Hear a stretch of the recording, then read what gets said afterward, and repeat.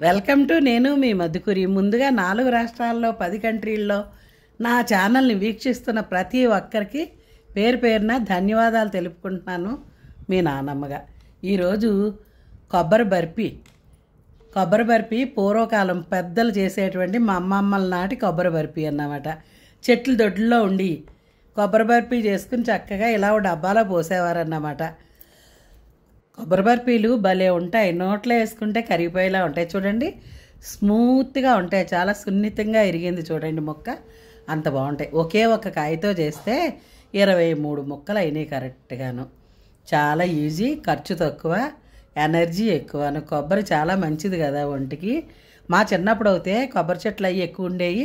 మా అమ్మ మాట్లాడితే ఎక్కువ కొబ్బరి బర్ఫీయే చేసేది. చాలా అంటే చాలా బాగుంటుంది, ట్రై చేయండి. ఇప్పుడు కాలంలో ఎంతమందికి తెలుసో నాకు తెలియదు, కానీ మాకైతే బాగా తెలుసు ఈ కొబ్బరి బర్ఫీ గురించి. బర్ఫీ ముక్కలు చూసారా, భలే వచ్చినాయి కదా, అద్భుతంగా ఉన్నాయి. గోదావరి వాళ్ళం కదా,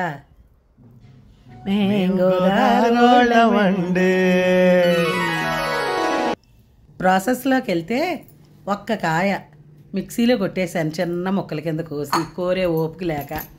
ఒక కప్పుడు అయ్యింది చూడండి, ఇలా మెత్తగా అయ్యింది. కోరింది అయితే ఇంకా అద్భుతంగా వస్తుంది బర్ఫీ. అది కోరింది ఒక రిధంలో వస్తుంది కోరు, మిక్సీలో కొడితే ఇలా కొంచెం మెత్తగా అయిపోద్ది.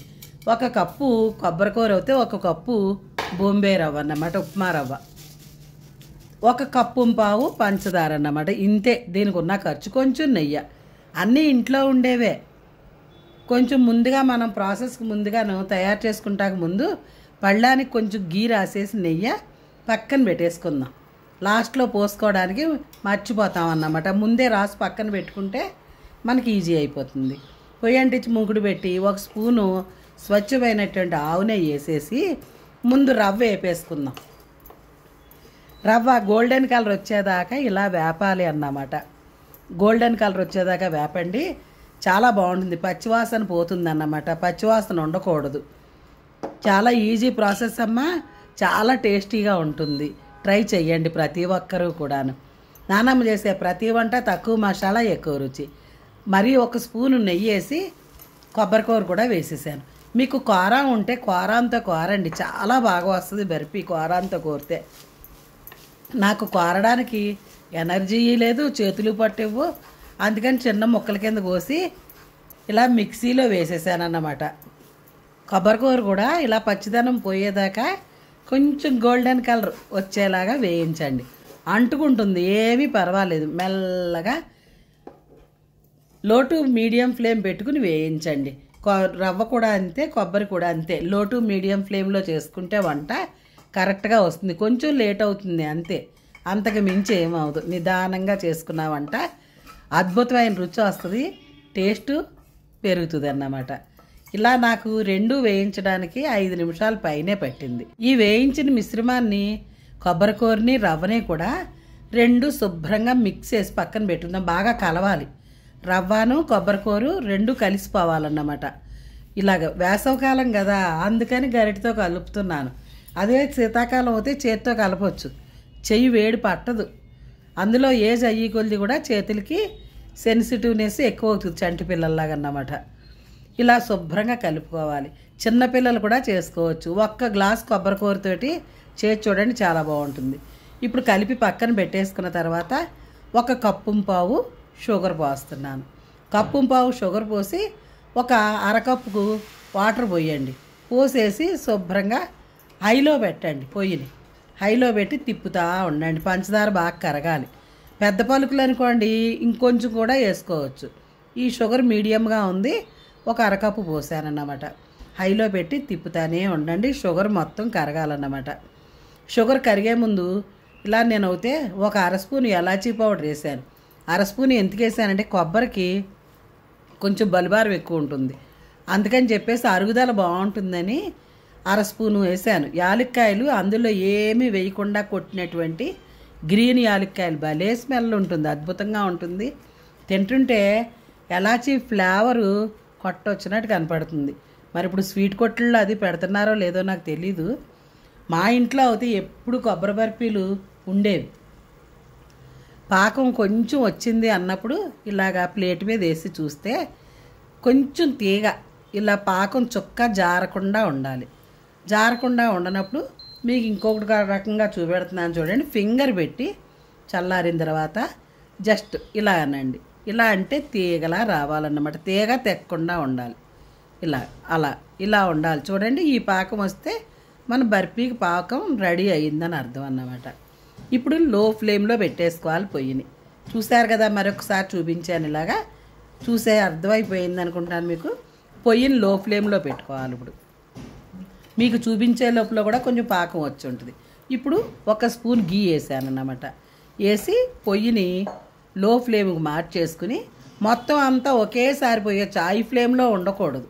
లో ఫ్లేమ్లో ఉంటే పాకం కొంచెం మెత్తబడుతుంది అన్నమాట, చల్లగా ఉంటుంది. అప్పుడు ఉండగట్టే ఛాన్స్ ఉండదు. వేయించాం కాబట్టి రవ్వ కూడా ఉండకట్టదు. లో ఫ్లేమ్లో ఉండగానే ఇలా తిప్పాలి. ఒక 5 నిమిషాలు మాత్రం లో ఫ్లేమ్లోనే ఉంచండి. పాకం, రవ్వ, కొబ్బరి మిక్స్ అయ్యేదాకా మాత్రం హైలో పెట్టొద్దు. పెడితే ఉండలు కట్టేస్తుంది మొత్తం మీద. అందుకే ఉండకట్టకుండా ఉండడం కోసమే నేను 1 స్పూన్ గీ వేసాను అన్నమాట. ఇలా మొత్తం కరిగింది అన్నప్పుడు మీడియం ఫ్లేమ్ పెట్టుకుందాం. కొంచెం సేపు మీడియం ఫ్లేమ్ పెట్టి తర్వాత లాస్ట్ మినిట్లో పెడదాం. కొంచెం మంట పెంచుదాం. ఇప్పుడు ఇంకా లో ఫ్లేమ్లోనే ఉంది. ఇలాగా ఒక 2 నిమిషాల పాటు లో ఫ్లేమ్లో ఉంచేసాను. ఇప్పుడు బాగా కలిసింది అన్నాక మీడియం ఫ్లేమ్కి మార్చి 1 స్పూను గీ వేసాను అన్నమాట. గీ వేసుకోవాలి. వేసుకుంటేనే బాగుంటుంది. తింటుంటే ఎంత అద్భుతంగా ఉంటుందో, నోరుకి చాలా టేస్టీగా ఉంటుంది. ట్రై చేయండి. కొత్తవారు కూడా, చిన్న పిల్లలు కూడా చేసేయచ్చు ఇదే మెథడ్లో. నానమ్మ చేసేది ఏదైనా సరే చాలా ఈజీ రెసిపీస్. పెద్ద భారంగా చేసే వంటలు నేను చెయ్యను. ఈజీగా చేసుకోవాలి, టేస్టీగా ఉండాలి. సమ్మర్ కదా, పిల్లలు ఇళ్లల్లో ఉంటారు. చూడండి ఇంకా బాగా జారుడు ఉంది. 10 నిమిషాలు పాటు తిప్పాను. కొంచెం నేను ఇప్పుడు ఫ్లేమ్ పెంచాను అన్నమాట. బాగా ఉడికింది అన్నాక ఇప్పుడు మీడియం నుంచి కొంచెం హై పెట్టాను. బాగా హై కాకుండా మీడియం కొంచెం పెంచాను అన్నమాట. 1000లో పెట్టాను పొయ్యి. పెట్టి తిప్పుతున్నాను. బాగా ఇలాగా ఒకే వేలో ఇలాగ అట్లకాడతోటి తిప్పుతూ ఉండండి. మనం రౌండ్ తిప్పడానికి సహకరించదు, బరువుగా ఉంటుందన్నమాట. ఇలా నిలువుగా మూకుడికి అంటుకోదు. కొబ్బరిలోంచి కూడా కొబ్బరి వస్తుంది, ఆయిల్ వస్తుంది కదా. నేను కూడా గీ వేసాను అందుకని చెప్పేసి ఇలా 10 నిమిషాల పైనే తిప్పాను. 10 నిమిషాల పైనే తిప్పేటప్పటికి చూడండి గట్టిపడుతోంది. మనం నెయ్యి రాసుకున్నటువంటి పళ్ళెం కూడా పక్కనే పెట్టాను. చూడండి ఇంకా చెక్కబడింది. 2 రకాలుగా చూపించాను. ఫస్ట్ జారింది, ఇంకొంచెం రావాలి. మూకుడిని వదిలేయాలన్నమాట. మూకుడిని వదలడానికి రెడీ అవుతుంది. ఇలాగే తిప్పుతా, చెయ్యి ఎడవకుండా. ఇప్పుడు హై ఫ్లేమ్లో ఉందన్నమాట పొయ్యి. చెయ్యి ఎడవకుండా తిప్పుతానే ఉండాలి. ఇంకా కాన్సన్ట్రేషను మనకు మూకుడి మీదే ఉండాలి. ఇప్పుడు చూడండి ఇంకొకసారి చూపెడుతున్నాను. మొత్తం గట్టిపడింది. ఇంకొక సెకండ్కి మనకు బర్ఫీకి పాకం రెడీ అయిపోతుంది. కొంచెం చిటుకుడు సోడా వేయండి, మెత్తగా ఉంటుంది బర్ఫీ నోట్లో వేసుకోవడానికి. ఆ సోడా మీద 1 స్పూను గీ వదిలేశాను.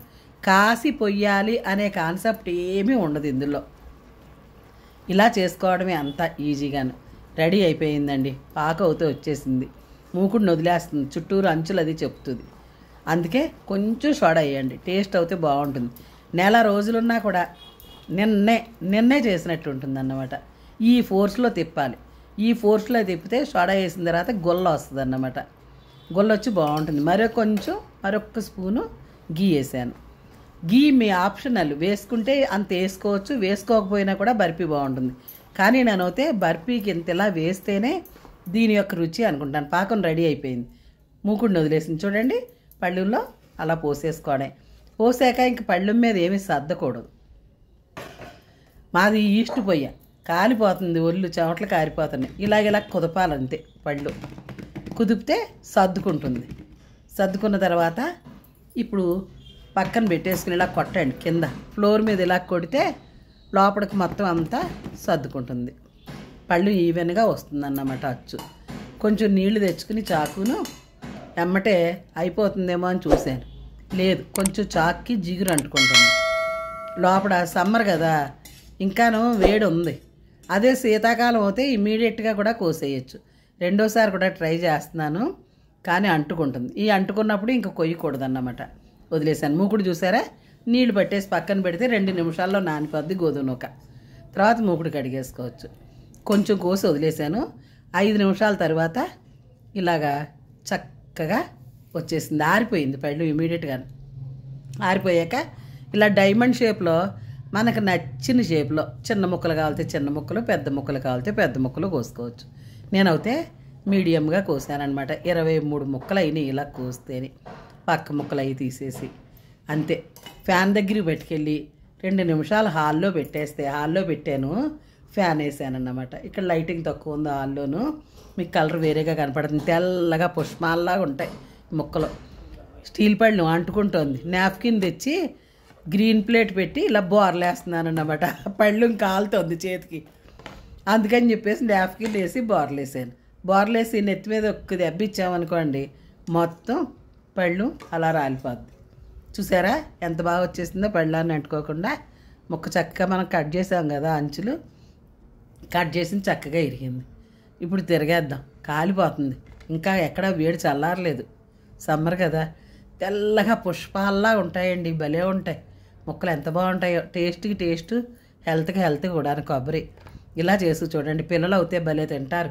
చాక్లెట్లు అవి ఇవి కొనికంట కొబ్బరి మిఠాయి అని పెట్టచ్చు. మా అమ్మ అయితే కొబ్బరి మిఠాయి అనేది ఎదిగిన తర్వాత దీన్నే కొబ్బరి బర్ఫీగా మార్చేశారు పేరు.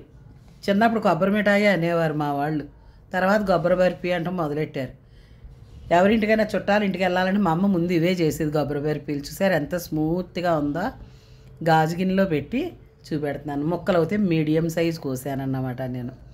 ఇలా కోసుకుని ఓ డబ్బాలో పెట్టుకుంటే సమ్మర్లో చక్కగా కొంచెం హాట్ పక్కన పెట్టుకుని స్నాక్ కింద మధ్యాహ్నం పూట టీలో తింటే ఎంత బాగుంటుందో కదా.